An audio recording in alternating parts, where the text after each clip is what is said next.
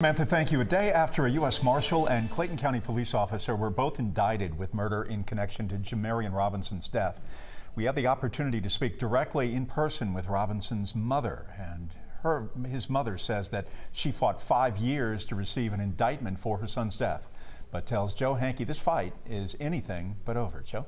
Well, Jeff, she tells me she's thankful and considers this indictment a prayer answered, but now her attention is set on seeing the two men charged stand trial. When you hear my voice, you hear the voice of Jamarion Robinson. In downtown Atlanta today, Jamarion Robinson says she has spent the past 5 years speaking for her son after he was killed in 2016. Her focus over the past 5 years has been on having details of her son's killing presented to a grand jury. On Monday and Tuesday, the Fulton County District Attorney's Office presented the case, and a grand jury indicted U.S. Marshal Eric Hines, the most serious charge being felony murder. It also indicted and charged Clayton County Police Officer Christopher Hutchins with the same crimes. Jamarion Robinson was killed in August of 2016 when U.S. Marshals attempted to arrest him on warrants out of Gwinnett County in Atlanta. Hutchins was assisting on the task force.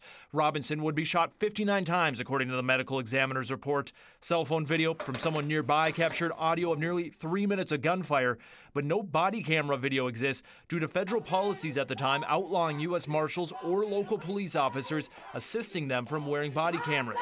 Jamarion Robinson says she spent the past 5 years begging prosecutors to bring her son's case to court, and she believes her son would be supportive of her commitment. I just think he would say, "Mom, I'm proud of you, and I'm okay," because that's something he always say to me. "Mama, I'm okay, I'm good." So he would just say that he was proud of me and keep up the hard work.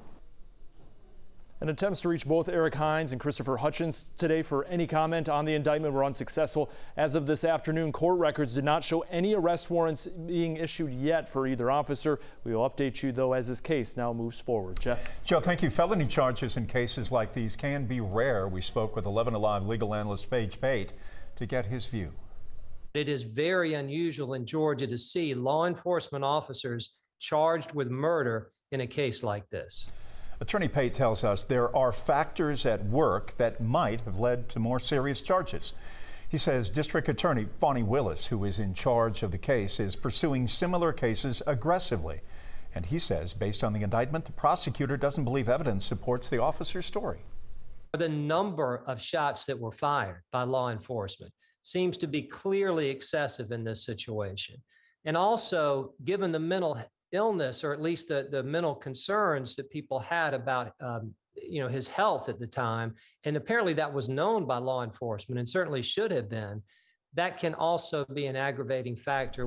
Another complicating issue in this case, Attorney Pate says, is the lack of body camera video.